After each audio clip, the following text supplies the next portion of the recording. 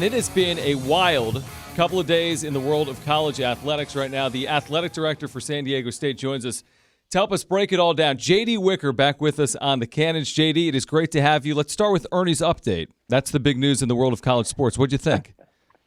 All right, I just was disappointed there was no meow in there somewhere. But, That's coming later. There we go. There it is.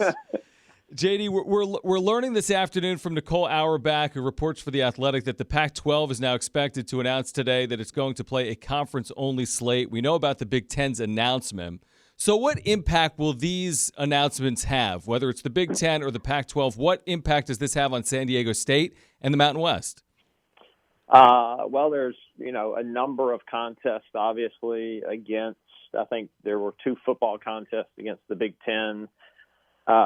Maybe 14. I can't remember the exact number against the Pac-12. You just talked football, but, all of our other fall sports. So, it's one of those things. Everything's been fluid since really March 11th, and we'll, sit back and look at what our football season's going to be. We had an athletic director call today and, had lots of discussion about return to play and what a football season and other sports would look like. And we know that it's probably going to be the end of the month before we make any decisions similar to what the ACC came out and said they're going to do. The SEC is going to do in the Big 12 as well. JD, so have you been notified by UCLA, a Pac-12 opponent, that you have in Game 3, that game will not take place for you guys? I did have a conversation with Martin Jarman about 15 minutes ago, the new athletic director at UCLA. He let me know that the Pac-12 had made their decision. We are a Pac-12 member in men's soccer, so we're also working through what that means from our schedule standpoint for the non-conference games that we had scheduled there. We agreed to, continue discussing, does this, if we don't play in the fall and it gets moved to spring, might there be an opportunity to play the game? And if not, then we'll look at, are we playing at a later date? We do have another home and home with UCLA, at least one, if not 2 home and homes on future schedules. So we'll work it out. Yeah, the Pac-12 now has officially made that announcement as well on social media. I see it from the Pac-12 conference. They say the Pac-12 CEO group announced its decision to schedule conference-only play for several fall sports, including football. So again, J.D. Wicker joining us here on Xtra 1360. J.D., would there be a scenario where you couldn't play a Pac-12 opponent, but you could play your other non-conference games and potentially even add an opponent to take the place of UCLA, the game that was scheduled here for San Diego at Sdsu Stadium? That is definitely, something we could do if we, attempt to pursue a 12-game schedule for the fall. Right now, we're still planning on a September 5th game with Sacramento State, knowing that, as we get towards the end of the month, there'll be decisions being made on, are we starting on time? How many games might we play? So we've got some runway to figure that out. I had a conversation with Mark Orr, the athletic director at Sacramento State, this morning. Them being another CSU school, helps some things as well. So it's all very fluid at this point.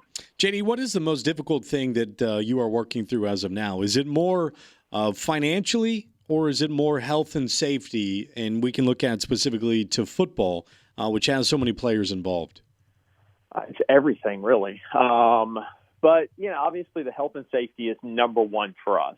We're not going to put our student athletes in, a bad position. We're very comfortable with the repopulation plan that we've put together. And, one of the things with all the student athletes coming back, we're either providing housing in dorms or we're providing them money for housing.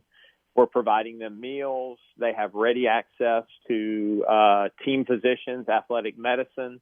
So we feel like we are putting our student athletes in a very good place that we can, kind of control some things and help make sure they're in a good place. And then they want to be back. I mean, they want to work out. They want to, be with their friends appropriately, social distance, wearing masks, those types of things. So from a health and from a mental health standpoint, this is good for them as well. J.D. Wicker joining us right now on the Cannons Xtra 1360. I know you said it's very fluid, as we all know. The Big Ten, I think, announced that while they're hoping to play football, if they can do it conference only, they might expand their conference schedule from 9 games to 10 games. Has the Mountain West had any discussions about if they play a conference-only schedule, going from 8 games to maybe more games than 8, but doing it only within the league? We've pretty much discussed everything at this point. Nothing's been obviously settled on, but, we're doing our appropriate due diligence to, turn over every stone to understand what it looks like. And we're, also having discussions with all of the other conferences, whether it be FBS or all of the conferences, FCS, non-football playing, to understand what people are going to do. JD, who knows what the future holds? But again, just your program there, football, 5-1 the last 6 times you've played Pac-12 opponent. We know what the basketball program has done over a decade plus. But if you look at a new stadium specifically about what it could mean to a program and everything that's unfolded in 2020, even it seems really even bigger how important it is that you're playing in a new stadium, right?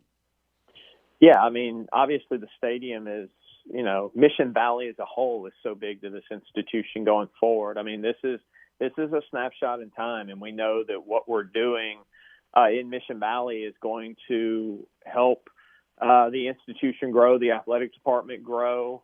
We'll all benefit from this for the next, 100 years. So we're excited about the stadium and what it's going to mean, and our kids are going to get to play in front of an atmosphere that, it's going to be a great atmosphere to play in. I actually just went through a Zoom call where I got to see all the environmental graphics, so all the different, pieces that we're going to show throughout the stadium, Aztec history, San Diego history, Mission Valley history, and I'm so excited about what the stadium is going to be. Speaking of the stadium, this was off our text line. This came in about an hour ago, and they asked if we'd ask it, so I'm going to ask it. He said, hey, guys, love the show. Just a quick question if you could ask JD when he comes on. It looks like the new stadium has 2 big screens.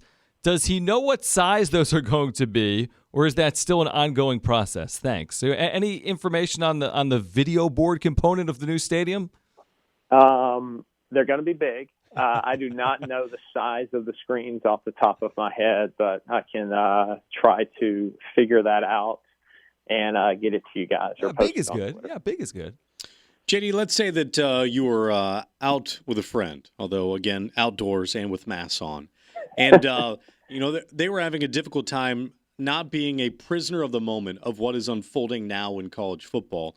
Or perhaps you would not call it a prisoner of the moment, and the ripple effect could go on for years of this. Which direction would you go about how, the magnitude of all of this happening right now versus do not be a prisoner of the moment and we can get back to college football as we know it? I'm not going to be a prisoner of the moment. One, if I was going to be a prisoner of the moment, I'd probably drive myself crazy. Again, it's a snapshot in time. This isn't the first pandemic that, the world has seen. And, they came out of that pretty well headed into the roaring 20s.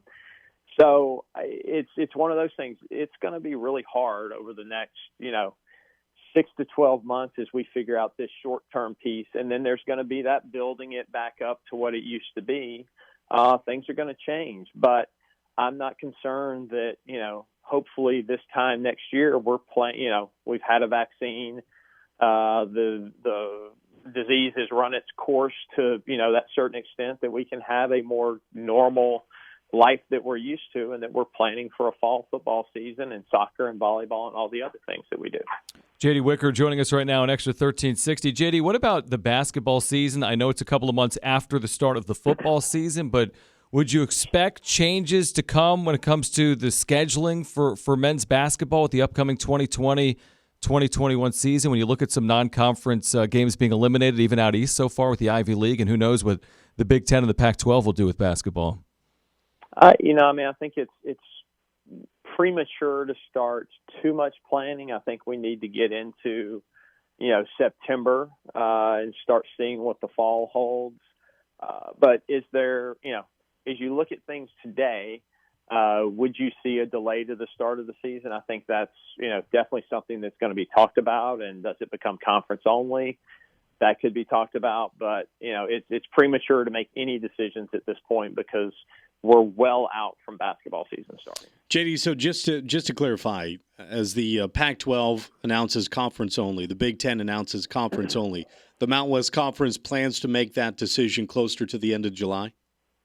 By the end of July, we should have an idea of what our football season is going to be, whether it's, we're going to attempt to play 12 games, whether it's going to be whoever's left on your schedule that hasn't decided to go conference only, whether we're going to do conference only, whether we're going to delay. Those decisions will come at the end of the month, right at the 1st of August. Well, these are just fascinating times in the world and the world of college athletics. JD, we always appreciate a few minutes of your time. Thank you for doing it today. We look forward to having you on again soon. All right, guys, I appreciate you. And Judson, are you pulling double duty today? Did I hear you this morning? That's right, JD. I do it for the people. He's taped right now. We're that good, JD. Enjoy the new pup. Oh, Take a deep breath. I can only imagine what you're going through right now. You enjoy that weekend. Maybe have a cocktail tonight. Maybe two. We will definitely do it. Y'all as well. Thanks, JD.